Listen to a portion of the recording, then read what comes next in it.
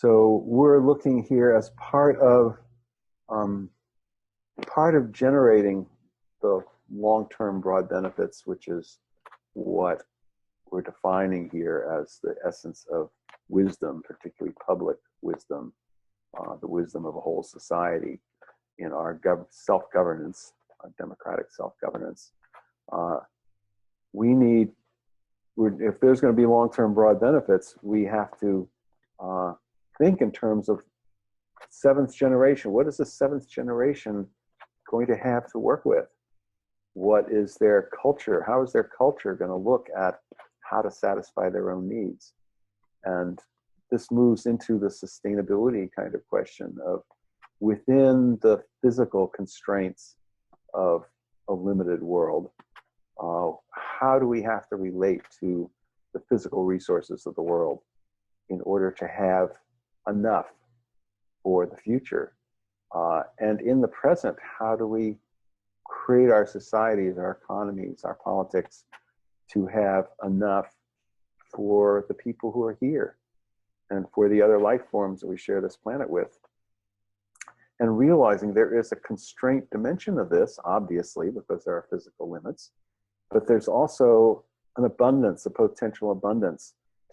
And there's many surveys of how wealthy people are, people at different levels of wealth, how happy are they? People at different levels of consumption, consuming things, how happy are they? And it turns out that there are the people who are heavily deprived and suffering because of it are not happy. And the people who have lots of things and tend to be attached to those things are not happy. There's people in the middle, people who have enough to survive and feel comfortable more or less, yet have challenges at a physical level, and who source their happiness in the non-physical, non-consumptive realities. They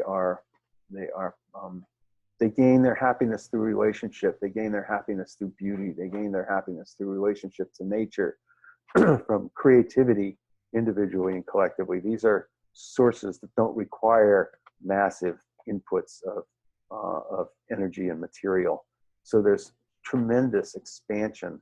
The ability of most societies, there are many people who have things that other people don't have, and if you create systems for sharing and a culture of sharing and gifting, suddenly there's an abundance that wasn't there before, when everybody was hiding their gifts, protecting their gifts, holding energy away from each other.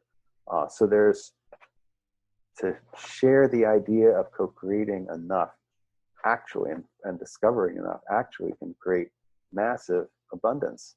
So what are the life-serving qualities for us individually to possess? What are the life-serving qualities for our communities and our societies and our economic systems to possess? How do we want to nurture those? What are the conditions now and in the future which will serve this sense of enoughness so that long-term, broadly shared benefits are available to everybody? We don't want to have unnecessary scarcity. There's some necessary scarcity, and then we have to manage that in various ways. But we don't want unnecessary scarcity and suffering to be there. And we don't want the greed and the need to have more and more. And we don't want extremism that is trying to push one way of looking at things, one way of doing things on everybody else, or even on ourselves. The feeling that we have to be some extreme way is damaging to the larger shared well-being that we're trying to push. And of course, the unconstrained appetite. We want more and more and more. That's a version of greed. And this is not just on material things. This can say, I want absolute freedom. Well, I'm sorry, absolute freedom doesn't exist. Absolute freedom exists within certain constraints. If we want to be free to do things, we need to have relationships with the larger world and with each other that are healthy. And part of that health is accepting certain constraints. So we don't want to get into extremes, the sense of the middle way, the Buddhist path, the middle way. And we don't all need, two cars. We can three families or five families can share a car. We can have good public transportation. Nobody has to walk 10 miles to get water. It's like get rid of those extremes and come an extremism in wealth. Research has shown that more equitable distribution of wealth in a society creates much healthier societies overall. So that culture of abundant enoughness nurtures prudence. We want to take care of what we have and take care of the generative capacity of the living systems we live in, the social systems, the natural systems. We want them to be able to support us, so we take care of them and don't overdo. And simplicity, we don't need a lot. We can live into having enough and feeling good about that. And health focuses, we focus a lot on health. Taking too much food, too much exercise, too much enjoyable, entertainment or drugs or whatever, these things are unhealthy. So we're focusing on what's healthy, what's wholesome, and being grateful for that. There's a lot of quality of life that comes from simply being grateful and sharing that gratitude with other people, sharing that gratitude in a meditative sense with the larger universe. Thank you for giving me what I have, giving us what we have.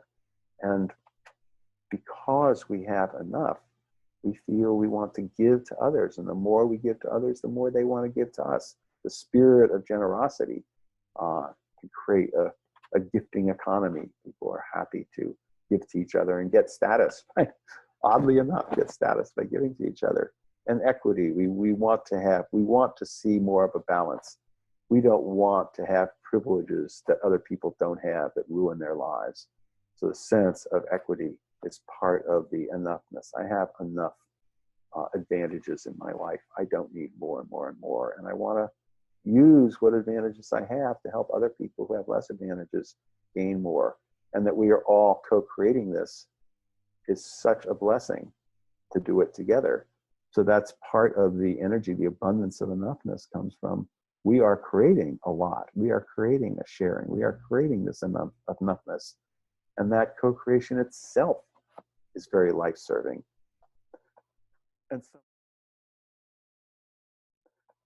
And some of the approaches, the quality of life indicators, the genuine progress indicator, the gross national happiness. There's a bunch of alternative indicators to gross domestic product, which is basically how much money is spent in the economy. And it has a lot to do with consumption.